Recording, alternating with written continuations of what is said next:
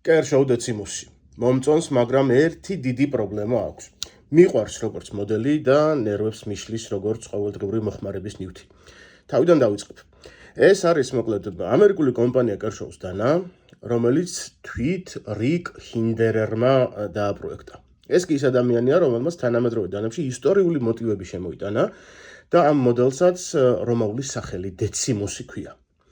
პირი იმის და მიუხედავად, რომ დაშნისებურია, მხოლოდ ცალმხრივადაა ალესილი. მასალად გამოყენებულია 8 ქრომ 13 მოლიბდენ ვანადიუმი. ტარი კი უჟანგავი ფოლადისგანაა დამზადებული. პირის სიგრძე 8.3 სანტიმეტრია, დაკეცილ მდგომარეობაში 10.8 სანტიმეტრი, სრული სიგრძე კი 19 სანტიმეტრს შეადგენს. წონა საკმაოდ სოლიდური აქვს, 123 გრამია. გახსნის მექანიზმი არის ფლიპერი. იხსნება საოცრად სწრაფად, გემრიელად, მაგრამ აი აქ ვადგებით იმ დიდ პრობლემას, რომელიც ზემოთ ვახსენე.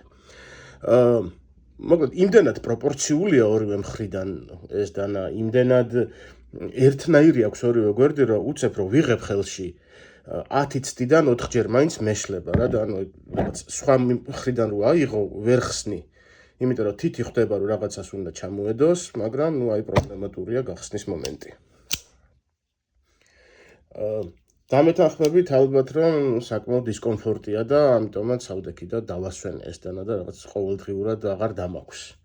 თუმცა თუ ისტორიული იარაღები გიყვარს ადამიანს, ერთ-ერთი საუკეთესოა ამ მიმართულებით, იმიტომ რომ არის კომპაქტური, თან მძიმე და ძალიან კარგი ხარისხის მასალებით დამზადებული და ხელში გრძნობ რაღაც ისტორიის ნაწილი გიჭირავს, თუმცა სულ რამდენიმე წლის მოდელია.